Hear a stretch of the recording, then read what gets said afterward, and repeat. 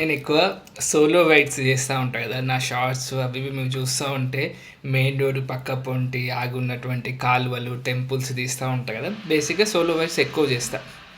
ఇప్పుడు నెక్స్ట్ ఒక 10 డేస్లో ఒక 2000 కిలోమీటర్స్ పోతున్నా ఎట్ సైడు, ఆంధ్ర సైడు.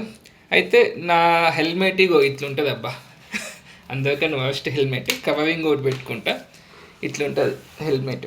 మనకు బేసిక్గా ఇది కూడా ఉండదు, ఎందుకంటే మనది ఇది కదా 4 కళ్ళది ఉన్నాయి కదా మనది ఎట్లాగో. సో మనకి ఎట్లా 4 కళ్ళు ఉంటాయి కాబట్టి మనకి ఇది అవసరం లేదు. అయితే నాకు ఒక డౌట్ వచ్చింది అన్నట్టు, ఏంటంటే ఎవరికి హెల్మెట్ అవసరం ఉండదు అని చెప్పి. ఆ డౌట్ వచ్చినాక నేను కొద్దిగా రీసెర్చ్ చేస్తే అర్థమైంది ఏంటంటే, మన వెహికల్ యాక్ట్ ఉంటుంది చూసినావా, 1988లో స్టార్ట్ అయింది అది.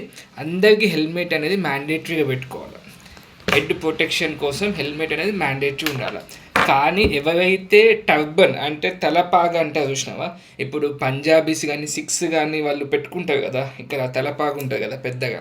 సో వాళ్ళకి తప్ప, అంటే ఇక్కడ పంజాబీయా సిక్కా ఎవరన్నది కాదు, ఎవరైతే తలపాగా పెట్టుకుంటున్నారో ఇక్కడ వాళ్ళకి తప్ప ఉండాలి. ఆ మినిట్ అది ఉంటేనే ఎక్సెంప్షన్, లేకపోతే అందరికీ హెల్మెట్ పెట్టుకోవాలి.